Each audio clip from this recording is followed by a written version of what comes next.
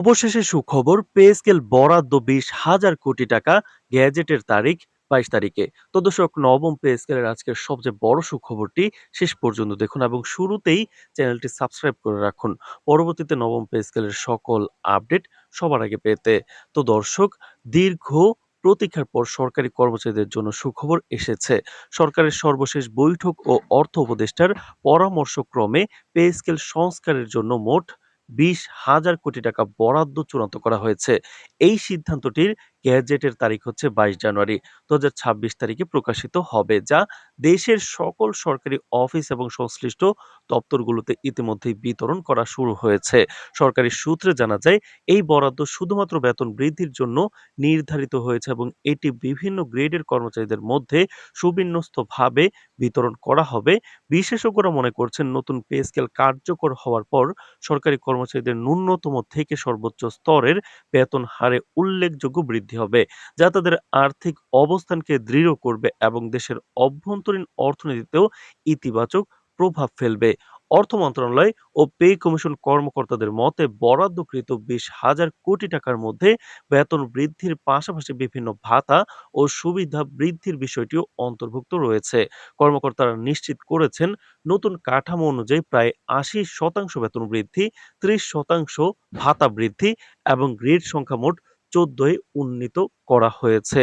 এর ফলে সরকারি কর্মচারীরা তাদের দৈনন্দিন জীবনে বড় ধরনের আর্থিক স্বাচ্ছন্দ্য অনুভব করবেন।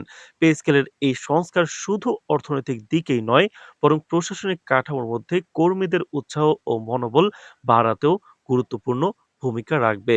অর্থ উপদেষ্টা সংবাদ মাধ্যমকে জানিয়েছেন, নতুন পে স্কেল কার্যকর হবে আগামী ১ ফেব্রুয়ারি থেকে। তো দর্শক, ভিডিওটির এই মুহূর্ত পর্যন্ত যারা দেখছেন, চ্যানেলটি সাবস্ক্রাইব করে রাখুন পরবর্তীতে নবম পে স্কেলের সকল আপডেট সবার আগে পেতে।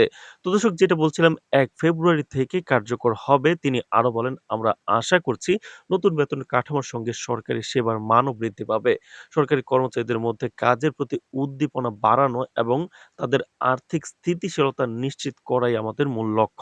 এছাড়া তিনি উল্লেখ করেছেন, দীর্ঘদিন ধরে পে স্কেল সংস্কারের দাবিতে চলমান আন্দোলন ও চাপের মধ্যেই সরকার এই পদক্ষেপ গ্রহণ করেছে, যা সরকারি কর্মচারীদের মধ্যে ইতিবাচক সাড়া সৃষ্টি করেছে। নির্বাচনের প্রাক্কালে এই ধরনের পদক্ষেপ সরকারি কর্মচারীদের আস্থা ও সরকারের ভাবমূর্তিকে আরো শক্তিশালী করবে বলে বিশ্লেষকরা মনে করছেন। তারা জানান, নতুন পে স্কেল কার্যকর হলে শুধুমাত্র সরকারি কর্মচারীরাই জীবনযাত্রায় উন্নত হবে না, দেশের অর্থনীতিতেও তা ইতিবাচক প্রভাব ফেলবে। কারণ বেতন ও ভাতা বৃদ্ধির ফলে ভোক্তার সীমা বৃদ্ধি পাবে, ক্রয় ক্ষমতা বাড়বে এবং অভ্যন্তরীণ বাজারে অর্থের প্রবাহ ত্বরান্বিত হবে। পে কমিশন ইতিমধ্যে সংশ্লিষ্ট দপ্তরগুলিতে গ্যাজেট প্রেরণ শুরু করেছে এবং কর্মকর্তারা আগামী সপ্তাহ থেকে নতুন বেতন কাঠামোর হিসাব অনুযায়ী বেতন প্রদান শুরু করবেন। পে স্কেল সংস্কারের এই উদ্যোগকে বিশেষজ্ঞরা দেশের প্রশাসনিক ব্যবস্থার একটি গুরুত্বপূর্ণ মাইলফলক হিসেবে দেখছেন। তারা মনে করছেন, এটি সরকারি কর্মচারীদের মধ্যে উদ্দীপনা, আস্থা এবং দায়িত্ববোধ বৃদ্ধিতে গুরুত্বপূর্ণ ভূমিকা রাখবে।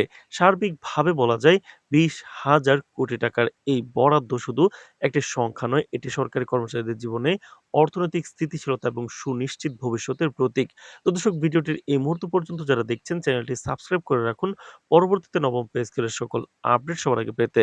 তো দর্শক, দেশের বিভিন্ন অঞ্চলে সরকারি অফিসে কর্মরত কর্মচারীরা ইতিবাচক প্রতিক্রিয়া জানিয়েছেন এবং আশা প্রকাশ করছেন যে, নতুন পে স্কেল কার্যকর হলে তাদের জীবনযাত্রার মান উল্লেখযোগ্যভাবে উন্নত হবে।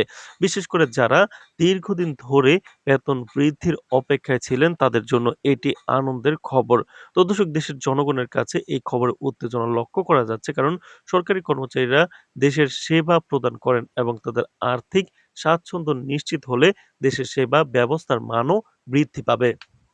অর্থাৎ নতুন পে স্কেল শুধু সরকারি কর্মচারীদের জন্য নয়, দেশের অর্থনীতির সামগ্রিক স্থিতিশীলতার জন্য একটি বড় পদক্ষেপ হিসেবে বিবেচিত হচ্ছে। আশা করা যায়, আগামী মাস থেকে নতুন কাঠামোর মাধ্যমে বেতন, ভাতা, গ্রেড এবং অন্যান্য সুবিধা বাস্তবায়িত হলে দেশের সরকারি কর্মচারীরা নতুন উদ্দীপনা ও স্বাচ্ছন্দ্যের সঙ্গে তাদের দায়িত্ব পালন করবেন।